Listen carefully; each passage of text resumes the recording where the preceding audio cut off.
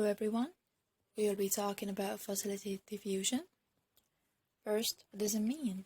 It's the movement of molecules from higher concentration to lower concentration in a system that does not require ATP. It's a selective process and gets affected by pH and electric change.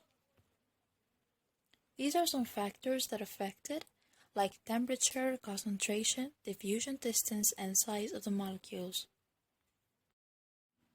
We have a little note here, is that normally the cell membrane only lets the small and non-polar molecules cross. That's when the importance of facilitated diffusion kicks in, as it helps the bigger and polar ones. Now we'll be talking about that system's transmembrane proteins. First, we have channel proteins, which are divided into two types, open and gated. These are pretty self-explanatory. Open channel proteins stay open while the gated ones need a stimulus. A little example here is the ion channels. These regulate the sodium and potassium inside the cells as it obeys the electrical signals as stimulus. Now we move on to the carrier proteins, another type of transmembrane proteins. To get the proteins inside the cell, they bind to them, changing their own conformation and releasing the molecules to the other side. Few examples of pharmaceutical drugs that take that path are 5-promeracil and 5-fluorouracil, which are used to treat neoplasm and cancer.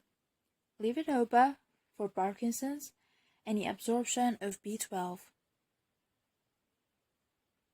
We also have a couple more examples of facilitated diffusion process in general, like glucose, which has its own transporters, like sodium glucose cotransporters, which are present in the small intestine and renal tubules. We do not consider this process facilitated though, because it moves against the concentration gradient. On the other hand, we have another type of transporters. It's the facilitated glucose transporter, which rely on a stimulus.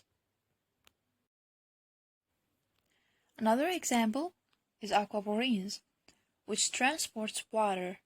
If it has a defect or a mutation, it might result in diabetes insipidus. Lastly, we have a slight disadvantage of the system. Since the number of carriers is limited, the system's capacity is limited. As we can see in this graph,